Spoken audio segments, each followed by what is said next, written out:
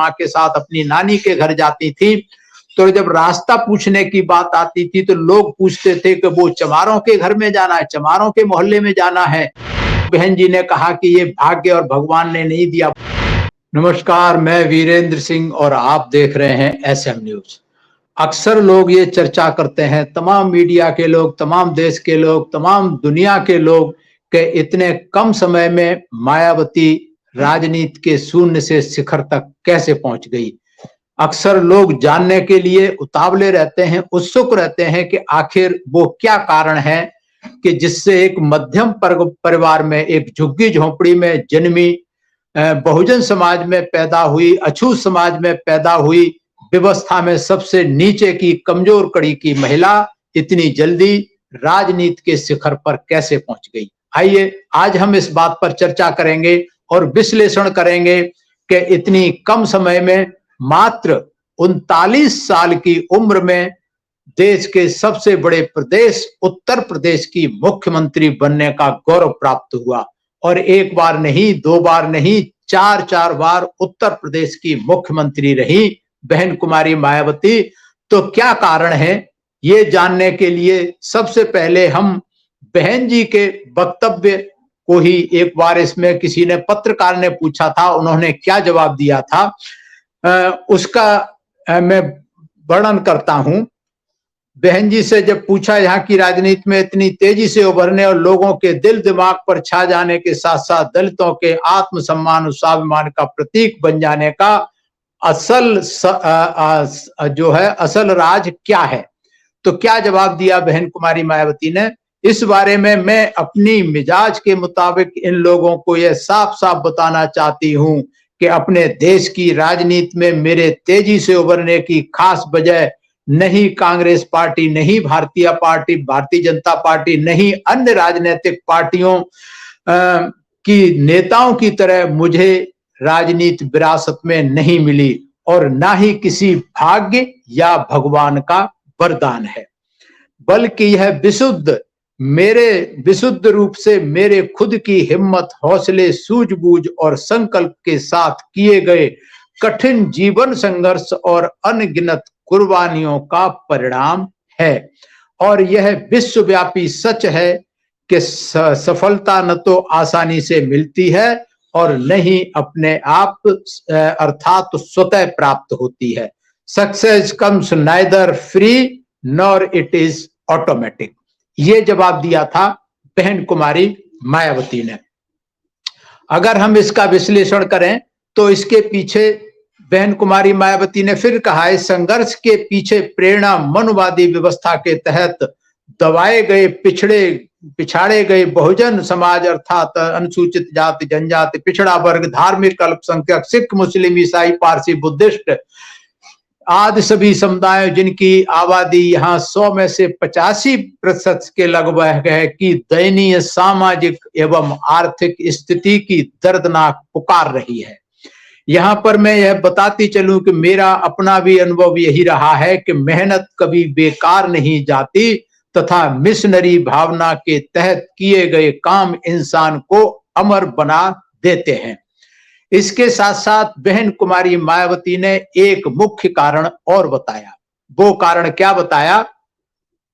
वो है, इस मिशन की ओर मेरा ध्यान भरपूर ढंग से खींचने व समाज के लिए कुछ करने के साथ साथ मेरी इस राजनीतिक दिशा की धारा को और अधिक धारदार बनाने तथा नई बुलंदी देने में बहुजन समाज पार्टी के जन्मदाता एवं समाज में जन्मे महापुरुषों के जन्मदाता एवं संस्थापक मान्यवर श्री कांशीराम जी के सही मार्गदर्शन के साथ साथ बहुजन समाज में जन्मे संतों, गुरुओं, महापुरुषों जैसे महात्मा ज्योतिबा फुले, छत्रपति साहू जी महाराज, पेरियार रामास्वामी नायकर, नारायण गुरु, बाबा साहेब डॉक्टर अंबेडकर के जीवन संघर्ष से प्राप्त की गई प्रेरणा का भी महत्वपूर्ण योगदान है।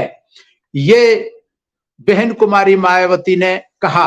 और इसके लिए अब हम विश्लेषण करें तो जो खास करके जो उन्होंने बताया कि सामाजिक दयनीय स्थिति का बहन कुमारी मायावती ने अपने गांव जो ग्रेटर नोएडा में बादलपुर है और अपनी ननिहाल उन्होंने बताया है अपने संघर्ष के सफरनामा में कि जब वो कभी वहां जाती थी छुट्टी में अपने माँ के साथ अपनी नानी के घर जाती थी, तो जब रास्ता पूछने की बात आती थी तो लोग पूछते थे कि वो चमारों के घर में जाना है, चमारों के मोहल्ले में जाना है। तो ये ऐसी बहुत सारी व्यवस्थाएं थी कि जिनका भेदभाव होता था, और खास करके इस पुरुष प्रधान समाज में महिलाओं के साथ भी भेदभाव होता था, जो बहन कुमारी मायावती ने अपने घर में खुद झेला था, खुद उसका अनुभव किया था। क्योंकि शुरू में मायावती जी की सबसे बड़ी थी और इनकी कई बहनें थी, कोई पुत्र पैदा नहीं हुआ था, तो जब कोई लड़की पैदा होती थी तो घर में मातम मनाया जाता था। और यहां तक हुआ कि लोगों ने सलाह दी इनके पिताजी प्रभुदास जी को कि आपके घर में लड़कियां पैदा हो रही हैं तो आप दूसरी शादी कर लें। इनके दादा जो थे उन्होंने इस बात को मना किया, रोका। उसके बाद लड़के पैदा हुए तो जश्न मनाया गया। और बहन कुमारी मायावती ने बताया कि उसके बाद भी भेदभाव समाप्त नहीं हुआ, कि जो भाई थे उनको तो पब्लिक स्कूल में पढ़ाया गया और जो बहनें थी उनको सरकारी स्कूल में पढ़ाया गया।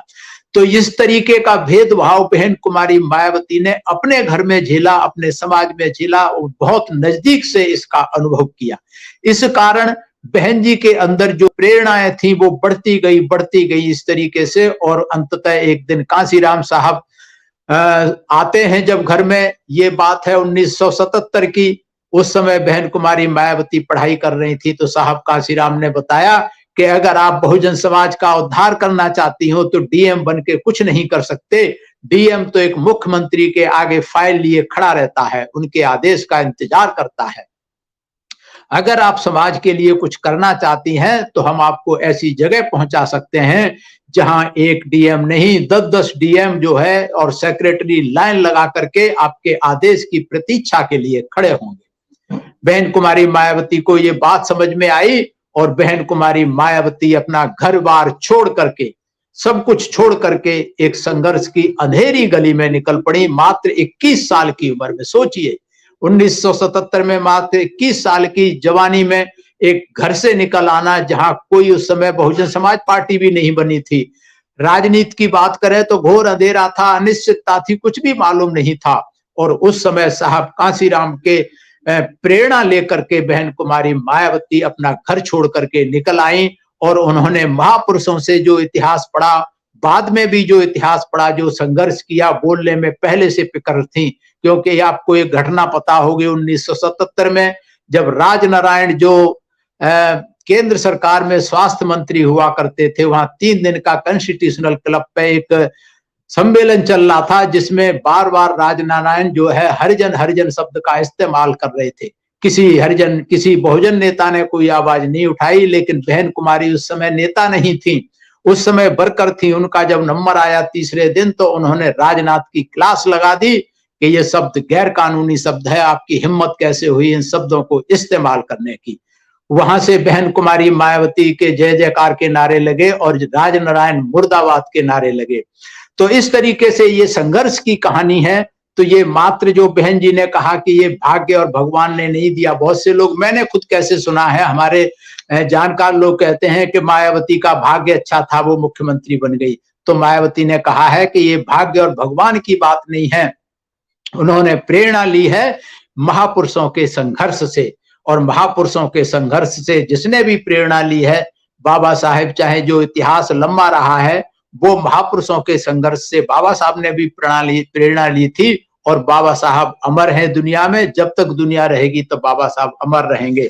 इसलिए बहन कुमारी मायावती ने कहा कि जो लोग महापुरुषों के रास्ते पर चलते हैं वो इंसान जो है, जो मिशनरी भावना के तहत काम कर देते हैं, वो अमर बनाते हैं। साहब कांसीराम ने भी वही किया, उन्होंने भी महापुरुषों के बताए हुए रास्ते पर चले, तो आज कांसीराम साहब अमर हैं और बहन कुमारी मायावती जी भी उसी रास्ते पर चल रही हैं।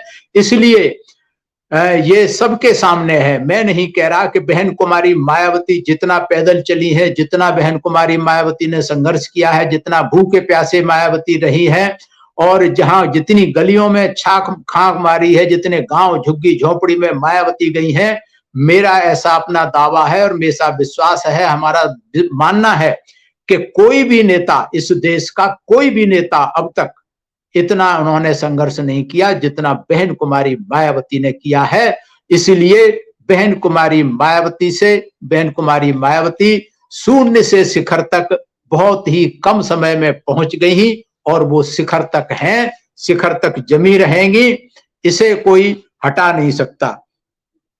आगे एक और है कि मैं कहता हूं इसमें कि जिस प्रकार बहुजन समाज के आत्मसम्मान हित रक्षा की प्रतीक बन चुकी बहुजन समाज पार्टी से देश की राजनीति में अपना स्थान सुरक्षित किए हुए कांग्रेस भारतीय जनता पार्टी के बाद वोट के प्रतिशत के एतबार से देश की तीसरे सबसे बड़ी पार्टी बन गई है, उसी प्रकार बुद्धिजीवी की सतत राय में यह स्वीकार होती है कि बहन कुमारी मायावती जी भारतीय राजनीति के उस मुकाम पर पहुंच गई हैं जहां उनकी आलोचना तो हो सकती है, यहां तक कि कुछ मामलों में उनकी निंदा भी हो सकती है, लेकिन कोई बहन कुमारी मायावती जी की अनदेखी या अवहेलना करे ऐसा नहीं हो सकता। पीपुल में क्रिटिसाइज बहन Kumari Mayawati ji, even condemn her, but nobody can ignore बहन कुमारी मायावती जी। तो ये जो मायावती जी का संघर्ष है आपके सामने हमने प्रस्तुत किया और मेरा आप सभी लोगों से निवेदन है कि इसको जानने की, पढ़ने की कोशिश करें। और जो संघर्ष किया है साहब कांशीराम ने, बहन कुमारी मायावती ने, ये बहुत ही कुर्बानी का संघर्ष रहा है। पे बैक टू सोसाइटी के उन्होंने समाज के लिए सब कुछ समर्पित कर दिया। इसी कारण इनका नाम इतिहास में साहब कांशीराम का अमर हो गया है और बहन कुमारी मायावती का नाम भी अमर रहेगा, ऐसा मेरा मानना है। मैं धन्यवाद करता हूं एसएम न्यूज का और धन्यवाद करता हूं आप सभी का। अगर आपको ये वीडियो पसंद आया है तो ज्यादा से ज्यादा शेयर करें, लाइक करें और कमेंट्स के द्वारा आप हमारा मार्गदर्शन अवश्य करें। सभी को मेरा धन्यवाद, सभी को मेरा आभार, सभी मेरा प्रणाम स्वीकार करें।